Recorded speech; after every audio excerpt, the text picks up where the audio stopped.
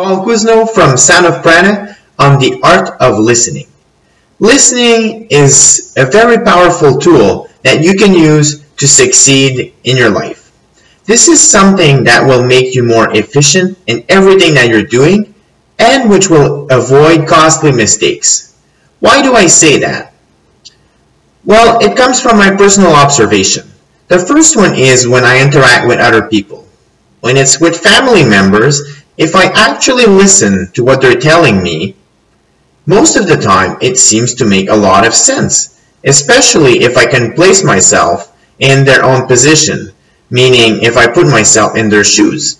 So something might be frustrating me, but when I really listen to them, it's normally a desire to be understood, to be helped, and it doesn't come from a bad place. So when I tune in to their message and what they're conveying, what they're communicating to me, it becomes very hard to be frustrated, or should I say pissed off at them. Another aspect is when I work with clients. When I'm able to listen and really tune in to what they're trying to share with me, I can better understand what they're trying to achieve as well as their obstacles.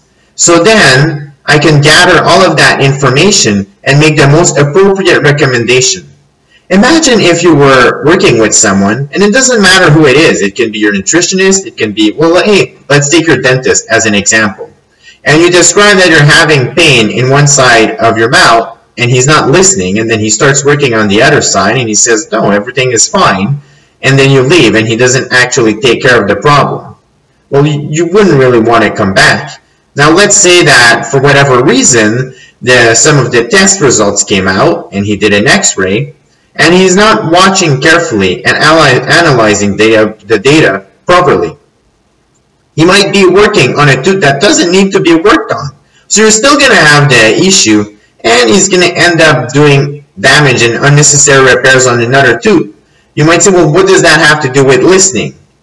What you see is also a form of listening, gathering the data from that visual sense and interpreting it. Which brings me to the last component of listening, which means looking to everything around you in your environment and tuning in. How are the animals reacting around you? How is the traffic flowing?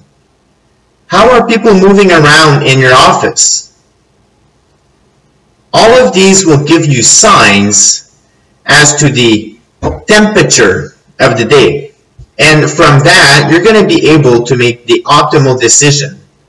Let's say that you do notice that there's a lot of traffic and people are edgy. You might decide to work out near the office and then leave later and avoid traffic, hence saving you half an hour of traffic time. And what will that do? It'll probably make you less stressed and happier. So really, I invite you to listen, to really tune into your environment, and find out how you can use that to leverage your time, your effort, and your resources, and then direct your energy as optimally and efficiently as possible. If you like this video, I invite you to check out the soundofprana.ca webpage for more videos and content, as well as sign up for the free empowerment newsletter.